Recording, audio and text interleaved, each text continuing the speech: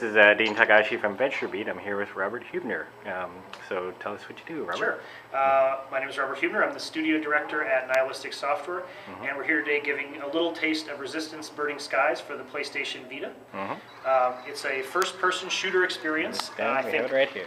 The Vita is a great platform for first-person shooters. Really the first time we've had all the pieces pulled together to make a great FPS experience on a portable device.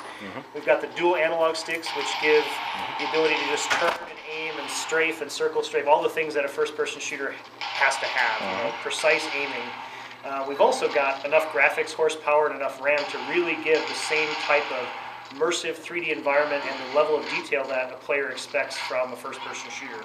I recognize these scorpion things here. Yeah, these are familiar returning enemies from Resistance. This is Resistance Burning Skies, which is an entirely new story, an entirely new character, but obviously it occupies the same universe and overlaps the time periods from both R1 and R2. Kind of takes you back to those first days when the Chimeran invaded the east coast of the United States for the first time. So you're a fireman from New York City, caught up in the mayhem, and you become a folk hero of the Resistance because of your bravery and just kind of willingness to go into a burning building instead of running away from one. Right now we're taking you through a few rooms of a secret SERPA research facility located beneath Ellis Island. So in the alternative universe of Resistance, we have a research base where they're taking captured alien technology like this tech item and doing research on it to help the humans in the war effort.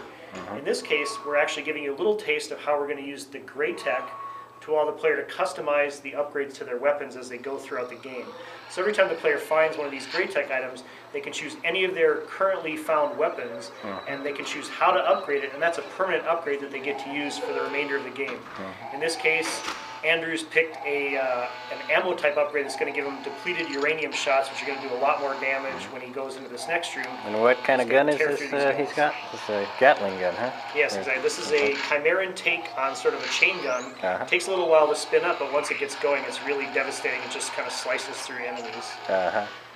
Weapons are kind of the key to the Resistance universe. We have the weapon wheel there that gives the player immediate access to all their weapons.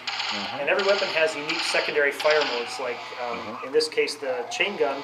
You can tap anywhere on the front screen and immediately send a instant detonation grenade at that point in the world, which is a great way to take out enemies.